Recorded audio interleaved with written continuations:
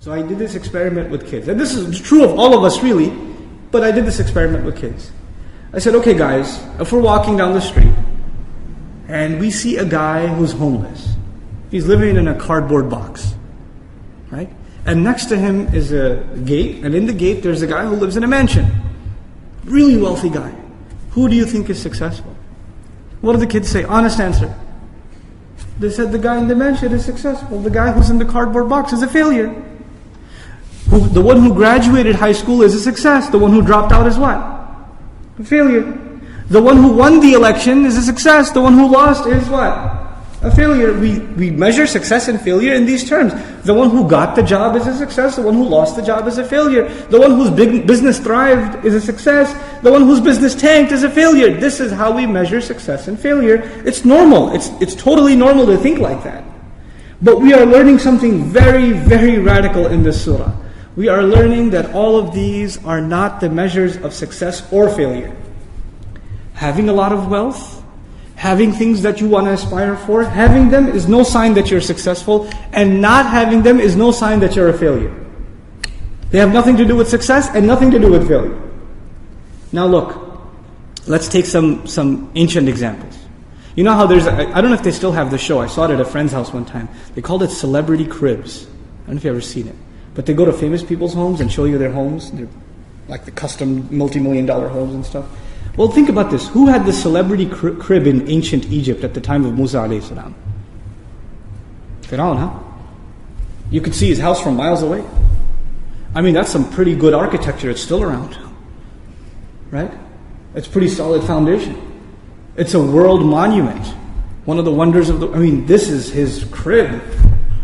And yet, is he a success? One of the biggest examples of failure. When somebody's been able to save a lot of money, we say, this guy's doing okay. He's not in debt. He's pretty successful. He's got a good retirement plan. Look at Qarun in the Quran. Does he have a nice, big enough vault that people have to carry the keys to? Right? His vault is so big, forget the vault. Key has to be carried by multiple guards to go open the vault. SubhanAllah.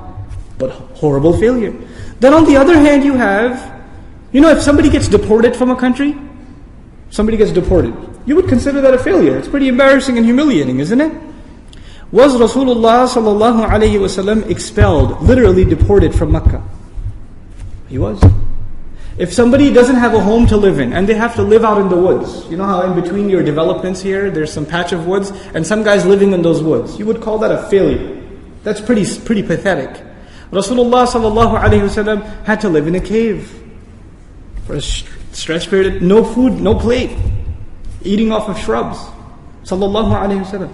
The greatest example of success, and yet he's living, and if you saw somebody living like that today, you would not think success. That's not what would cross your mind. If somebody gets kicked out of their home, they become homeless, it's a failure. Ibrahim alayhi salam, does he get expelled from his home? He does. And yet, one of the greatest examples of success in human history. What are we learning from these examples? We're learning that the way we think about success and failure is not the way Allah wants us to think about success and failure. It's completely different. And then when we start rearranging our thinking, we learn something very critical about the society in which we live. And all of this is the message of this surah, by the way. In this society and in the world today, there are certain things that are defined as success, and you are told that is success over and over and over and over again. In other words, the wrong definition of success is bombarded at you constantly. You cannot so much as turn your computer on, and a banner ad will show you what kind of car you should get. And based on your searches, these are the stores that want to give you, a discount.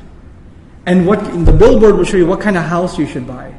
Advertising in every way, shape, or form being pumped towards you. Even among our parents and our elders, among our youth, what college you should go to, what kind of job you should get, which neighborhood you should move to. Constantly we are being told what is success, what is success, what is success. Over and over and over again. And even if something is wrong, but it's said to you over and over and over again, what starts happening? You start believing it's true.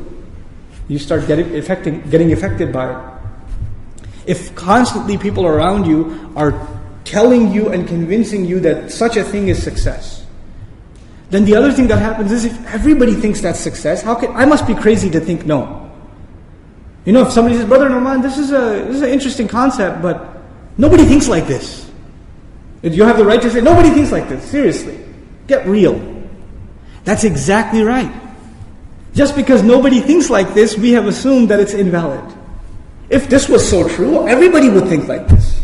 But the thing is, what we're learning is truth is not sweet. Truth is bitter. And it's not about any action yet. I'm not telling you about any actions. We're just talking about a change of attitude. An attitude towards this worldly life. That's all we're talking about. A change of attitude. This world has nothing to do with success. This is not to say, by the way, to avoid confusion, this is not to say that this world is evil. After all, Allah says, خَلَقَ لَكُم مَا فِي الْأَرْضِ جَمِيعًا. He created for you whatever is on this earth altogether. It was for you. It was made for you. But then how do we reconcile these two things? What we learn is having wealth is not a bad thing. Having a nice car is not a bad thing. Having nice clothes is not a bad thing. But if you think that is success, then you have failed. What you aspire towards is not dunya. Having dunya is not a problem. Loving dunya is the problem. Allah Azza wa Jalla doesn't talk against the one who has dunya. He talks about the one who is influenced by dunya. وَآثَرَ الْحَيَاةَ الدُّنْيَا. He was, the worldly life, he gave preference to it. If this becomes your preference, you could be very wealthy and still not be in loss. You could do that. And you could be very poor and still have dunya in your heart and you're still a loser. You're still in loss. This is, before we talk about anything material or on the outside, the first concern here is what is on the inside. So that's the issue of success versus survival. And we talked a little bit now about the rearranging our idea, our concept of what is success.